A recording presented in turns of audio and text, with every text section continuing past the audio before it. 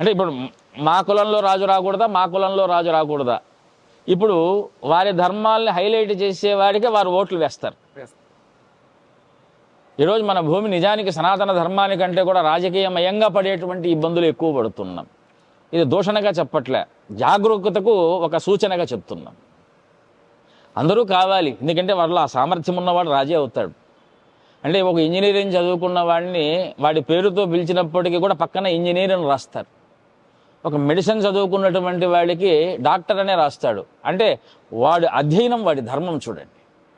ఏది చదువుకుంటే వాడి ధర్మం అదిగా మారుతున్నది.